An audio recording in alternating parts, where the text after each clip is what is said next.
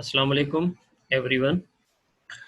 वालेकुम। Previous lecture में हमने फर्स्ट ईयर की बायोलॉजी के चैप्टर नंबर 1 से किंगडम और ब्रांचेस को डिस्कस किया था। आज का जो हमारा टॉपिक है वो है levels of biological organisations.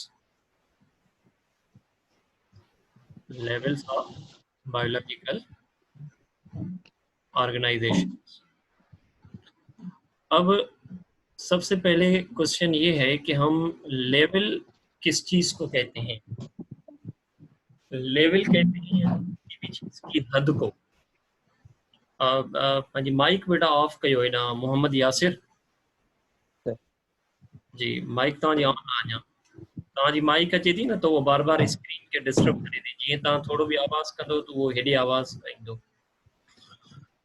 So level जो मतलब हूंदो आहे कंहिं बि शइ जी हद। समटाइम्स असां वटि लेट सपोज ही हिकिड़ो पाणीअ जो गिलास आहे, ठीकु आहे न, अगरि नज़र अची रहियो हुजे त हिन पाणी जे गिलास में मुख़्तलिफ़ लेवल्स थी सघनि थियूं। लेट सपोज ही लो लेवल में पाणी आहे, ही जेको आहे सो उहो हायर लेवल में पाणी आहे। असां ईअं मुख़्तलिफ़ जेको आहे सो कंहिं बि शइ जी हद खे या उनजी जेका बि रेंज आहे उनखे लेवल चवंदा आहियूं। ऑर्गेनाइजेशन का मतलब होता है तंजीम। ऑर्गेनाइजेशन का मतलब क्या है? तंजीम। अब किसी भी चीज़ की जब तंजीम बनती है तो तंजीम को बनाने के लिए आपको मेंबर चाहिए। क्या चाहिए होते हैं? मेंबर्स। सो जब भी किसी तंजीम के मेंबर बनते हैं तो उन मेंबर के हिसाब से वो तंजीम जानी जाती है कि ये तंजीम कितनी बड़ी है। अगर उस तंजीम के मेंबर कोई एक घर के फर्द हैं तो हम कहेंगे कि ये एक हाउस की तंजीम है। अगर उस तंजीम के मेंबर किसी मोहल्ले के आदमी हैं, यानी उस मोहल्ले में से कोई भी उसमें पार्टिसिपेट कर सकता है, तो हम कहेंगे ये मोहल्ले की तंजीम है। यूं तालुके की है, डिस्ट्रिक्ट की है, प्रोविंस की है, कंट्री है या इंटरनेशनल है। तो मेंबर्स से तंजीम पहचानी जाती है कि इस तंजीम का जो प्रोटोकॉल है, इस तंजीम की वैलिडिटी है या इस तंजीम की बाउंड्रीज हैं वो कहाँ तक हैं और ये तंजीम कितनी बड़ी है। यूं हम लिविंग ऑर्गेनिज्म की भी एक ख़ास किस्म की ऑर्गेनाइजेशन यानी तंजीम मौजूद है। सो सबसे पहले कोई भी तंजीम जो है वो ऐसे ही खुद ब खुद वजूद में नहीं आ जाती। अब जाहिर सी बात है उस तंजीम को बनाने में स्टेप बाय स्टेप कुछ प्रोसेस थे, जिन प्रोसेस से वो तंजीम गुजरी है और उसके बाद जाकर वो तंजीम जो है वो बनी है। तो बायोलॉजिकल ऑर्गेनाइजेशन का मतलब ये है कि लिविंग ऑर्गेनिज्म के पास कौन कौन सी वो तंजीमात हैं जिनसे वो बने हुए हैं, या दूसरे अल्फाज में हम यूं कहें कि what are the organisations by which life is made, or what are the organizations which are present in the life। यानी लाइफ यानी लिविंग ऑर्गेनिज्म के अंदर रहते हुए आपके पास कौन से हुदूद ऑर्गेनाइजेशंस हैं जो कि पाई जाती हैं। सो सबसे पहले हम देखें, living organisms are highly complex and organised. चाहे जो भी लिविंग ऑर्गेनिज्म हो, चाहे वो यूनिसेल्यूलर हो, मल्टी सेल्यूलर हो, वो बिल्कुल कॉम्प्लेक्स है ही है।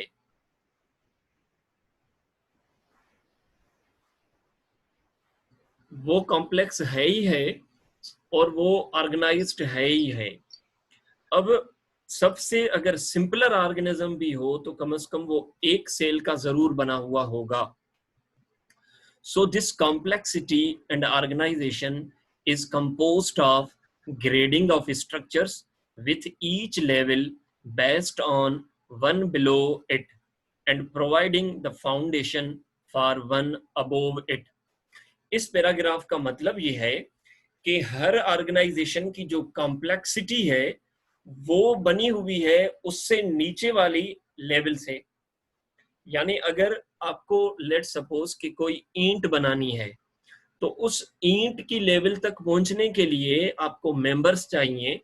Those members are in the form of soil or mud, वो मट्टी के फॉर्म में सॉइल के पार्टिकल्स हैं जो हमें चाहिए।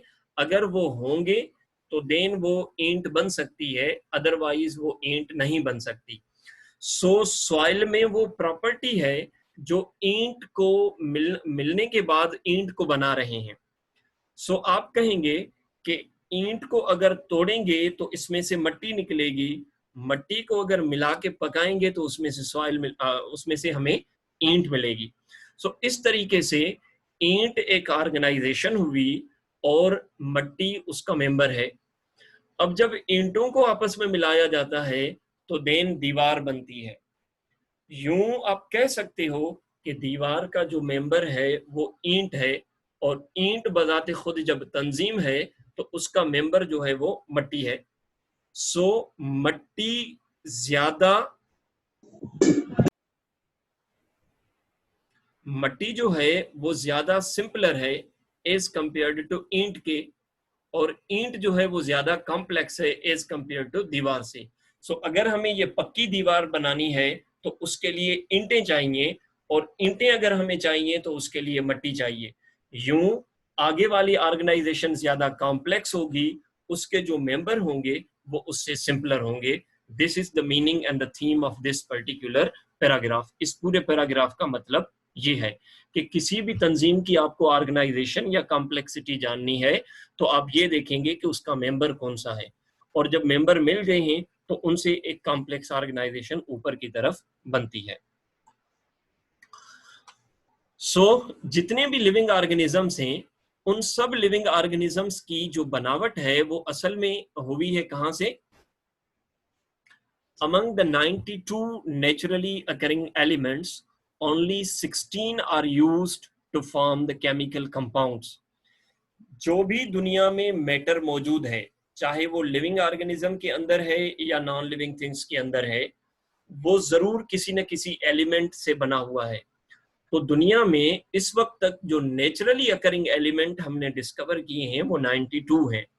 उन 92 में से सिर्फ 16 ऐसे हैं जो कि आपस में मिलके केमिकल कंपाउंड बना सकते हैं, बाकी जो है वो केमिकल कंपाउंड मिलके नहीं बनाते। Living organisms are made from these compound, यानी ये जो 16 कंपाउंड बनाते हैं उन कंपाउंड से फिर लिविंग ऑर्गेनिज्म बने हुए हैं। So these 16 elements and few others which occur in any living organisms are bio elements. So ये 16 एलिमेंट कंपाउंड के फॉर्म में और दूसरे एलिमेंट अकेले फॉर्म में जब हमारी बॉडी में मौजूद हैं, सो वो एलिमेंट जो लिविंग ऑर्गेनिज्म के अंदर मौजूद हैं, लिविंग सेल के अंदर मौजूद हैं, they are called as what? Bio elements. Living things are made from highly structured protoplasm. याद रखना है कि जितने भी लिविंग ऑर्गेनिजम्स हैं वो सब के सब बने हुए हैं सेल के। सेल की जो शुरुआत है वो प्लाज्मा मेम्ब्रेन से होती है। सो प्लाज्मा मेम्ब्रेन से लेकर अप टू द डीप जो भी सेल के पार्ट हैं उन सबको आप कहते हो living part of cell. Plasma membrane से बाहर जो भी चीज होगी वो लिविंग पार्ट ऑफ सेल नहीं है। इसकी सिंपल सी मिसाल है हमारे पास cell wall. Cell wall plasma membrane के बाहर मौजूद होती है, सो वो लिविंग नहीं है, लिहाजा वो प्रोटोप्लाज्म का पार्ट नहीं है। सेल का पार्ट जरूर है लेकिन प्रोटोप्लाज्म का पार्ट नहीं है। So all cells have protoplasm. So simply आप कह सकते हो living part of cell is called is what? Protoplasm. So living things made from highly structured protoplasm. हमारा जो पूरा वजूद है, प्लांट्स का वजूद है या दूसरे ऑर्गेनिज्म का वजूद है, उसका जो लिविंग पार्ट है, उस लिविंग पार्ट की जो बुनियाद है, बनावट है, उसको किसने बनाया है? प्रोटोप्लाज्म ने बनाया है। सिंपल अल्फाज में आप कह सकते हो कि उसको सेल्स ने बनाया है। In order to understand the phenomena, biologists study the biological organizations. मुख्तलिफ फिनोमिना को समझने के लिए, ऑर्गेनिज्म की सिंपलिसिटी और कॉम्प्लेक्सिटी को समझने के लिए, कौन कैसे बना हुआ है इसको समझने के लिए साइंटिस्ट ने क्या किया है कि बायोलॉजिकल ऑर्गेनिजम्स और उनकी ऑर्गेनाइजेशंस को मुख्तलिफ कैटेगरीज में डिवाइड किया है, सिंपल से कॉम्प्लेक्स की तरफ। Biological organizations start from subatomic particles. When these subatomic particles join to each other, then they form what? Atom. So biological organization का जो बुनियाद है, वो फाउंडेशन जो है वो सब एटॉमिक एंड एटॉमिक पार्टिकल्स से शुरू होता है। इट आल्सो कंटिन्यू, यानी जब एटॉमिक पार्टिकल्स और एटम्स ये सब मिलते हैं तो अल्टीमेटली उनसे कोई ना कोई ऑर्गेनिज्म जो है वो वजूद में आता है। जब ऑर्गेनिज्म से आगे भी हम जाएं तो ऑर्गेनिज्म आपस में रहते हैं, उनकी भी ये एक ऑर्गेनाइजेशन है। ऑर्गेनिज्म अपने एनवायरनमेंट से इंटरेक्ट कर रहे हैं, उनकी भी ये एक ऑर्गेनाइजेशन है। तो इस तरह से जो ऑर्गेनाइजेशंस हैं वो बियॉन्ड दी ऑर्गेनिजम्स भी मौजूद हैं। सो पहले कैटेगरी एटम से लेके ऑर्गेनिज्म तक, फिर ऑर्गेनिज्म से लेकर पूरी दुनिया तक जहां जहां भी लिविंग ऑर्गेनिज्म मौजूद हैं, ये सब मुख्तलिफ ऑर्गेनाइजेशंस में डिवाइडेड है। ये एक चार्ट है, जिस चार्ट में, ये चार्ट वैसे ऊपर से शुरू हो रहा है। असल में जो ऑर्गेनाइजेशन है वो कॉम्प्लेक्सिटी और सिंपलिसिटी के हिसाब से हमारे बुक में जो दिखाई गई है वो सिंपलर जो लेवल है या सिंपलर ऑर्गेनाइजेशन है उसे नीचे रखा गया है, और जो उससे बड़ी ऑर्गेनाइजेशन है उसे ऊपर रखा गया है। तो यहाँ थोड़ा उल्टा है कि यानी जो छोटी लेवल है वो ऊपर, यानी जब ये आपस में मिलेंगे तो इनसे बड़ी चीज बनेगी, फिर ये आपस में मिलेंगे तो इनसे बड़ी चीज मिलेगी। सो वेरी सिंपल, जब सब एटॉमिक पार्टिकल्स मिलते हैं तो एटम बनता है। एटम में मिसाल के तौर पर कार्बन बनी, हाइड्रोजन बनी, ऑक्सीजन बना।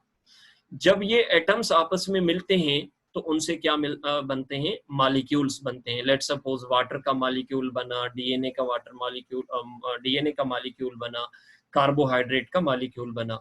When these molecules are joining to each other, जब ये मॉलिक्यूल्स किसी खास प्रिंसिपल के तहत केमिकली एक दूसरे से मिलते हैं तो वो कंपाउंड, और कंपाउंड जो है वो किसी खास तरीके से अगर मिलते हैं तो अल्टीमेटली वो क्या बनाते हैं? एक स्ट्रक्चर, जिस स्ट्रक्चर को हम क्या कहते हैं? सेल।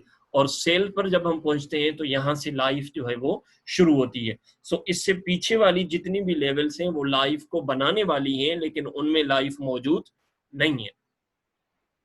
जब सेल मिलते हैं तो टिश्यू बनते हैं, और जब टिश्यू मिलते हैं तो आर्गन बनते हैं, आर्गन मिलते हैं तो आर्गन सिस्टम बनता है, और जब आर्गन सिस्टम आपस में मिलते हैं तो फिर हमारे पास ऑर्गेनिज्म जो है यानी एक जानदार बनता है।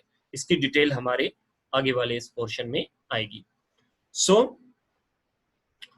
सबसे पहले जो सबसे छोटी लेवल ऑफ ऑर्गेनाइजेशन है वो है हमारे पास सब atomic particles and atoms.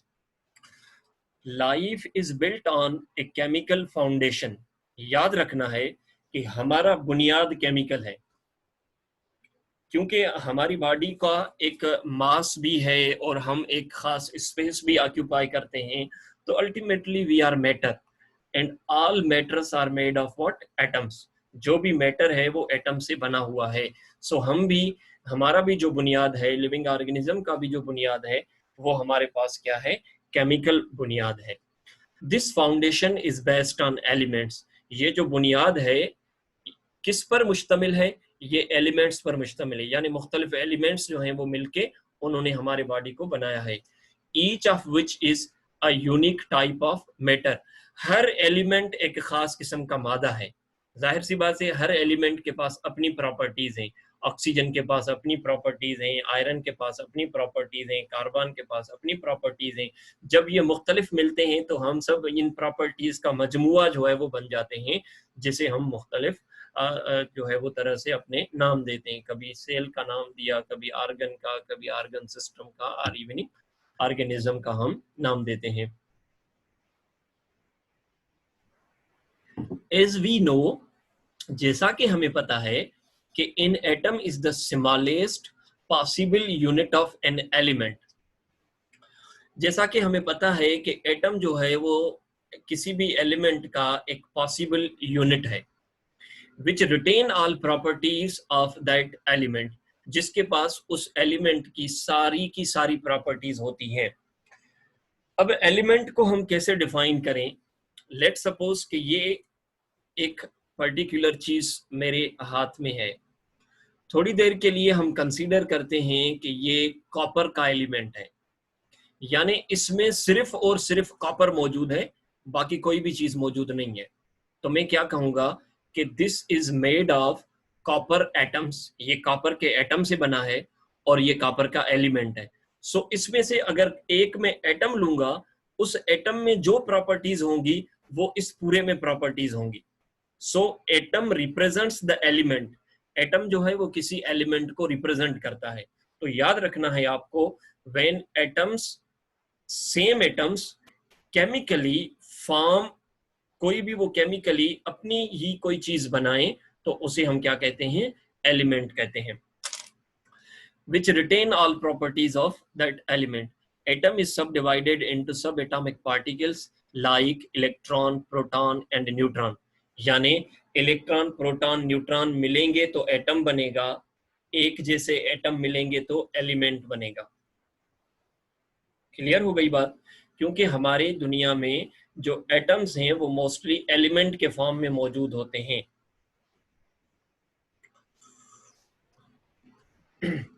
When these elements join, जब ये एलिमेंट के जो एटम हैं वो आपस में रिएक्ट करते हैं और बॉन्ड बनाते हैं, तो फिर उनसे क्या बनता है, मॉलिक्यूल बनता है।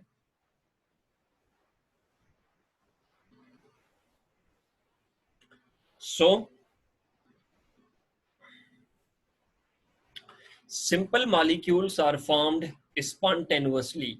कुछ मॉलिक्यूल ऐसे होते हैं जो कि खुद ब खुद बन जाते हैं। मॉलिक्यूल की डेफिनेशन क्या है? When different atoms or same atoms chemically bind to each other, जब मुख्तलिफ एटम या सेम टाइप के एटम केमिकली एक दूसरे के साथ जुड़े तो वो क्या बनाते हैं, मॉलिक्यूल बनाते हैं। कुछ मॉलिक्यूल ऐसे हैं जो कि खुद ब खुद बन जाते हैं, यानी उनको बनाने के लिए कोई किसी खास प्रोटोकॉल की जरूरत नहीं है। कार्बन और ऑक्सीजन को आपस में रखें मिला के तो उनसे कार्बन डाइऑक्साइड बन जाती है। Large and complex molecules are formed by living organisms. जो बड़े और कॉम्प्लेक्स मॉलिक्यूल हैं वो खुद नहीं बनते, उनको बनाने के लिए एक खास किस्म का सेटअप चाहिए। That setup is found in living organism. लिहाजा कॉम्प्लेक्स मॉलिक्यूल्स को बनाने के लिए लिविंग ऑर्गेनिज्म की जरूरत होती है। सो लिविंग ऑर्गेनिज्म जो है वो कॉम्प्लेक्स मॉलिक्यूल को बनाते हैं। Molecule found in living organisms are based on carbon. बुनियादी तौर पर हमारा ज्यादा से ज्यादा जो पार्ट है जिसमें कंपाउंड्स मौजूद हैं, वो कंपाउंड का ज्यादा से ज्यादा हिस्सा जो है वो कार्बन से बना हुआ है, यानी ऐसे कंपाउंड से बना हुआ है जिसमें कार्बन मौजूद है। सो वेरी सिंपल, ऐसे कंपाउंड्स जिनमें कार्बन मौजूद हो, हम उन कंपाउंड्स को कहते हैं कार्बन कंपाउंड्स। दूसरे अल्फाज में उन्हें हम कहते हैं लिविंग कंपाउंड्स, यानी लिविंग ऑर्गेनिज्म को बनाने वाले कंपाउंड्स। और बिल्कुल आसान लफ्जों में इन्हें हम कहते हैं ऑर्गेनिक कंपाउंड्स, यानी वो कंपाउंड जो लिविंग ऑर्गेनिज्म में पाए जाते हों। ऑर्गेनिक कंपाउंड की पुरानी डेफिनेशन भी यही है कि वो कंपाउंड जो लिविंग ऑर्गेनिज्म में पाए जाएं, बाहर ना मिले। लेकिन आजकल लेबोरेटरिकली भी जो है वो ऑर्गेनिक कंपाउंड बनाए जाते हैं, तो अब ये डेफिनेशन इसकी नहीं चलती। Molecules which are formed in living organisms and based on carbon are organic molecule। वो मॉलिक्यूल जो लिविंग ऑर्गेनिज्म के अंदर बने और उनमें कार्बन बुनियाद हो, तो ऐसे ऐसे कंपाउंड्स को हम क्या कहते हैं, ऑर्गेनिक कंपाउंड कहते हैं। On the basis of molecular weight, two types of molecules. Molecular weight के हिसाब से जितने भी मॉलिक्यूल बनते हैं जिनका मॉलिक्यूलर वेट कम हो, अब ये मुख्तलिफ जो है वो सिचुएशंस में मुख्तलिफ है। थोड़ी देर के लिए हम मान लेते हैं कि जिसका मॉलिक्यूलर वेट 1000 डाल्टन से कम हो उन्हें हम माइक्रो मॉलिक्यूल्स कहते हैं, और जिनका ज्यादा हो उन्हें हम मैक्रो मॉलिक्यूल्स कहते हैं। सो कार्बन डाइऑक्साइड एक माइक्रो मॉलिक्यूल है, वाटर एक माइक्रो मॉलिक्यूल है, यानी इनके मॉलिक्यूल्स का जो वजन है वो बिल्कुल कम होता है। कार्बोहाइड्रेट, प्रोटीन, न्यूक्लिक एसिड, ये वो कंपाउंड हैं जो कि मैक्रो मॉलिक्यूल हैं, यानी इनका जो वजन है वो मॉलिक्यूलर वेट वो बड़ा होता है।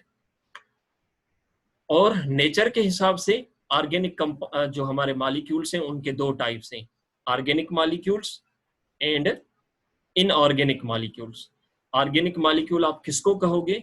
वो जिसमें कार्बन भी हो, हाइड्रोजन भी हो। ऑर्गेनिक कंपाउंड जिसमें कार्बन भी हो, हाइड्रोजन भी हो और दोनों का आपस में बॉन्ड भी हो, ऐसे कंपाउंड को आप क्या कहोगे? Organic compound. इनऑर्गेनिक कंपाउंड जिसमें कार्बन ना हो या हाइड्रोजन ना हो या दोनों ना हो, ऐसे कंपाउंड को आप क्या कहोगे? Inorganic compound. कार्बन और हाइड्रोजन में से कोई एक ना हो तब भी इनऑर्गेनिक, दोनों ना हो तब भी इनऑर्गेनिक। ठीक बेटा। सो ऑर्गेनिक कंपाउंड की मिसालें हैं हमारे पास carbohydrate, lipid, protein, nucleic acid. Inorganic compound की मिसालें हमारे पास वाटर, कार्बन डाइऑक्साइड, ऑक्सीजन वगैरह।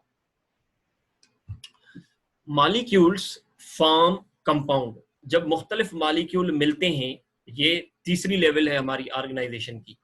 सब एटॉमिक पार्टिकल मिले तो एटम बना, एटम मिले तो एलिमेंट बना, एलिमेंट आपस में मिले तो मॉलिक्यूल बन गया। When molecules join they form what? Compound. So simply आप मॉलिक्यूल को ही कंपाउंड भी कह सकते हो। Molecules of different atoms form compounds. अब जिस तरह मॉलिक्यूल के दो टाइप हैं, चूंकि मॉलिक्यूल और कंपाउंड समवाट एक ही चीज है, तो बिल्कुल उसी तरह जो है हम इन्हें ऑर्गेनिक कंपाउंड या ऑर्गेनिक मॉलिक्यूल भी कहते हैं और इनऑर्गेनिक कंपाउंड या इनऑर्गेनिक मॉलिक्यूल भी कहते हैं। ऑर्गेनिक वो which contain carbon and hydrogen and bonded to each other, जिसमें कार्बन और हाइड्रोजन दोनों हो और दोनों का आपस में बॉन्ड भी हो। Inorganic which do not contain carbon and hydrogen, और जिसके पास कार्बन और हाइड्रोजन दोनों ना हो, कोई एक ना हो, तो उसको हम क्या कहेंगे? इनऑर्गेनिक कंपाउंड कहते हैं। So when these molecules join a living system, जब ये मॉलिक्यूल्स एक लिविंग सिस्टम को बनाएं, तो अब उसे हम क्या कहते हैं? ऑर्गेनेल कहते हैं, या वेरी सिंपल सेल कहते हैं। सो सेल जो है वो भी बुनियादी तौर पर कैसे बना हुआ है, थोड़ा इसे भी हम देख लें। All cells have genes. Cell को बनाने के लिए एक खास किस्म की डेटा पाई जाती है। सेल किस तरह फंक्शन करेगा, उसकी स्ट्रक्चर क्या होगी, वो किस तरह की एक्टिविटीज परफॉर्म करेगा। सो उसके लिए उसके पास क्या होती हैं? जीन्स। जीन्स क्या है? जो पूरी हमारी डेटा है उसे हम डीएनए कहते हैं। डीएनए के फंक्शनल यूनिट को आप जो है वो क्या कहते हो? डीएनए कहते हो। थोड़ी देर के लिए हम लेट सपोज कि ये मेरे पास बुक है। अब इस बुक में मुख्तलिफ वर्ड्स मौजूद हैं, काफी सारे वर्ड्स मौजूद हैं। Let suppose this whole words are DNA. इसमें से हर एक वर्ड की अपनी मीनिंग है, वो जीन कहलाएगी। यूं हमारा जो पूरा डीएनए है वो तो एक पूरा कॉम्प्लेक्स मैकेनिज्म है, उसका एक एक सेगमेंट जिसकी खास माना, मतलब या खास इंफॉर्मेशन हो, उसे आप जीन कहोगे। Gene provide necessary information needed to control the activity of cell. Gene जो है उसके पास खास किस्म की इंफॉर्मेशन होती है जिसको जरिए से सेल की जो एक्टिविटी है वो कंट्रोल की जाती है। एटम इज मेड ऑफ सब एटॉमिक पार्टिकल्स। जिस तरह एटम सब एटॉमिक पार्टिकल से बना हुआ होता है, बिल्कुल उसी तरह सेल भी जो है वो सब एटॉमिक पार्टिकल से, सब सेल्यूलर पार्ट से बना हुआ होता है, जिन्हें हम क्या कहते हैं? ऑर्गेनेल्स। जिस तरह कोई भी चीज हमें बतानी होती है छोटी, और ज्यादा छोटी बतानी होती है तो हम कहते हैं छोटी सी, बिल्कुल उसी तरह आर्गन, किसी भी हम अपने आर्गन को आर्गन कहते हैं। जब सेल के आर्गन को हम कहेंगे तो हम कहेंगे आर्गेनेल, यानी छोटा सा आर्गन। सो सेल के अंदर जो मुख्तलिफ आर्गन्स मौजूद हैं उसके फंक्शनल यूनिट हैं, फंक्शनल कंपार्टमेंट हैं, उन्हें हम क्या कहते हैं? आर्गेनेल। तो पूरे सेल के अंदर मुख्तलिफ जगहों पर मुख्तलिफ काम हो रहे होते हैं, तो हर एक पार्ट को हम क्या कहते हैं? Organelle. So organelles show division of labour, यानी सेल, पूरे सेल के अंदर जो मुख्तलिफ काम हो रहे होते हैं वो काम बांटे हुए हैं कि यहाँ ये काम होगा, यहाँ ये काम होगा, यहाँ ये काम होगा, यहाँ ये काम होगा। जिस तरह किसी फैक्ट्री के यूनिट्स होते हैं, ऑर्गेनेल भी बिल्कुल उसी तरह सेल के यूनिट हैं। Organelles are cellular factories which perform their specific functions. Organelles जो हैं वो सेल की फैक्ट्रीज की तरह काम करती हैं, जो कि मुख्तलिफ फंक्शंस जो हैं वो अपने परफॉर्म करती रहती हैं। ऑर्गेनेल अपना फंक्शन परफॉर्म करेंगे तो सेल अलाइव रहेगा, जिंदा रहेगा। सेल क्या है? Cell is the basic unit of life. Life starts from the cell. अब जितनी भी बायोलॉजिकल ऑर्गेनाइजेशन हम पीछे पढ़ के आए उनमें लाइफ नहीं थी। Life starts from the cell. Cell are enclosed within the cell membrane which covers the cytoplasm of cell. This is the figure of cell. ये सेल की फिगर है।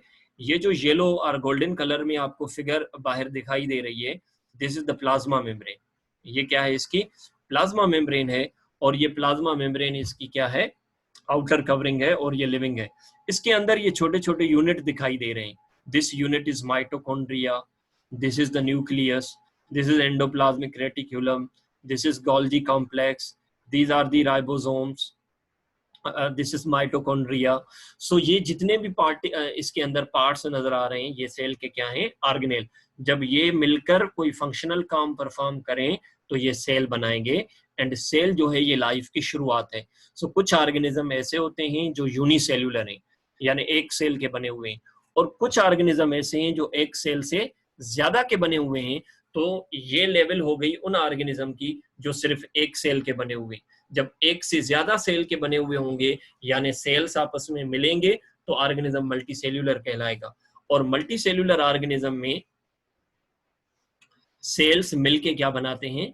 टिश्यू बनाते हैं। याद रखना है, टिश्यू यूनिसेल्यूलर ऑर्गेनिज्म में नहीं होगा। टिश्यू किस में होगा? Multicellular organism. So similar cells in multicellular organisms form tissue. जिस तरह ये पेजेस हैं, ये जितने भी पेजेस हैं ये एक जैसे पेजेस हैं, ये मिलकर इन्होंने क्या बनाया है? एक टिश्यू को बनाया है।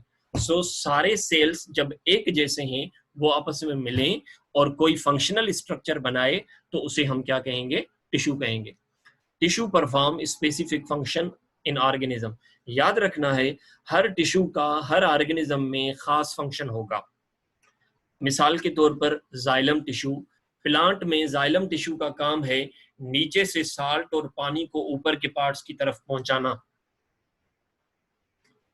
कनेक्टिव टिश्यू, हमारी बॉडी में कनेक्टिव टिश्यू का काम यह है कि मुख्तलिफ बॉडी के पार्ट्स को आपस में मिलाना। एपिथेलियल टिश्यू हमारी बॉडी की मुख्तलिफ कवरिंग्स को बनाता है, मुख्तलिफ चीज़ें सीक्रेट करता है। ये जो है वो हमारी बॉडी में एक कनेक्टिव एपिथेलियल टिश्यू है। इस फिगर में भी आप देख रहे हो, जाइलम एक खास किस्म का टिश्यू है, फ्लोएम एक खास किस्म का टिश्यू है, ग्राउंड टिश्यू एक खास किस्म का टिश्यू है, और डर्मल टिश्यू जो है ये एक खास किस्म का टिश्यू है। All has specific functions. Various types of tissues form organs. मुख्तलिफ टिश्यूज जब आपस में मिलते हैं तो वो क्या बनाते हैं? ऑर्गन बनाते हैं। Let's suppose organs are special functional structures which perform various functions. हमारे जब टिश्यूज आपस में मिलेंगे तो वो क्या बनाएंगे? ऑर्गन बनाएंगे। एक मिसाल ले रहा हूं मैं, ये हाथ है, इस हाथ में मस्कुलर टिश्यू भी है, नर्वस टिश्यू भी है, एपिथेलियल टिश्यू भी है, ठीक है ना, ब्लड भी है, कनेक्टिव टिश्यू भी है। ये सारे टिश्यूज मिले, इनसे हाथ बना, और हाथ के मुख्तलिफ काम होंगे। यूं इधर लंग्स ये मुख्तलिफ टिश्यूज से बना हुआ है, हार्ट मुख्तलिफ टिश्यू से बनी हुई है, लिवर मुख्तलिफ टिश्यू से बना हुआ है, ये आर्गन इंटेस्टाइन मुख्तलिफ टिश्यू से बना हुआ है, और हर आर्गन का फिर अपना अपना क्या काम है। तो मुख्तलिफ हमारे जो टिश्यूज हैं वो जब मिलते हैं तो क्या बनाते हैं? ऑर्गन बनाते हैं। मिसाल, ब्रेन एक ऑर्गन है, हार्ट एक ऑर्गन है, किडनी एक ऑर्गन है, प्लांट में लीफ एक ऑर्गन है। फिर जब वेरियस टाइप्स ऑफ ऑर्गन्स आपस में मिलते हैं तो they form what? Organ system. मुख्तलिफ टाइप के ऑर्गन्स आपस में मिले तो वो क्या बनाएंगे? Organ system. और उस ऑर्गन सिस्टम का काम होगा कि एक ही किस्म का काम वो मिलके परफॉर्म करेंगे। मिसाल के तौर पर एक फैक्ट्री है जिसमें बिस्किट्स बन रहे हैं। अब उस बिस्किट बनाने वाली फैक्ट्री में हर यूनिट में काम तो अलग होगा, लेकिन मकसद सबका एक ही है कि हमें बिस्किट बनाने। तो कोई रॉ मटेरियल को मिला रहा है, कोई उसमें मसाले ऐड कर रहा है, कोई उसको पका रहा है, कोई उसको फिनिशिंग दे रहा है, कोई उसको पैक कर रहा है। तो हम सब क्यों क्या कहेंगे कि ये पैक करने वाला ऑर्गन, ये मिलाने वाला ऑर्गन, ये फिनिश करने वाला ऑर्गन, ये पैक करने वाला ऑर्गन। सारे मिलके एक ही काम कर रहे हैं बिस्किट बनाने का, तो हम कहेंगे कि ये बिस्किट बनाने का सिस्टम है। यूं हम सांस लेते हैं, तो हम सांस जब लेते हैं तो हमारे सांस लेने में नाक का अपना काम है, गले का अपना काम है, सांस की नाली का अपना काम है, फिर फेफड़ों का अपना काम है, लेकिन सब मिलके एक ही काम के लिए काम कर रहे हैं, वो काम है रेस्पायर करना। तो हम इस पूरे निजाम के आर्गन्स को मिला के एक नाम देते हैं, रेस्पायरेटरी सिस्टम। सो यहां पर आपको दिखाई दे रहा है several organs that collectively perform functions are called is what, organ system. मुख्तलिफ ऑर्गन्स मिलके कोई एक ही काम परफॉर्म करें तो उसे हम क्या कहेंगे, ऑर्गन सिस्टम कहेंगे। बेटा मीटिंग एंड होने वाली है, दोबारा ज्वाइन करना है इसको जैसे ये एंड हो, तो क्योंकि 40 मिनट हमारे पूरे हो रहे हैं। नर्वस सिस्टम एक खास किस्म का हमारा सिस्टम है, जिसमें भी आपकी जो है वो ब्रेन है, स्पाइनल कार्ड है, मुख्तलिफ रिसेप्टर्स हैं और न्यूरॉन्स हैं, ये सब मिलके क्या कर रहे हैं, अपना अपना काम जो है वो परफॉर्म कर रहे हैं। यूं रेस्पिरेटरी सिस्टम में नोज है, हमारा नेजल कैविटी है, सांस की नाली है और फेफड़े हैं, ये सारे मिलके एक ही फंक्शन परफॉर्म करते हैं। तो ये सब मिलके क्या बना रहे हैं, हमारा ऑर्गन सिस्टम बना रहे हैं। नेक्स्ट पार्ट में हम जो है वो डिस्कस कर रहे हैं इसको। Thank you. दोबारा से ज्वाइन करें प्लीज।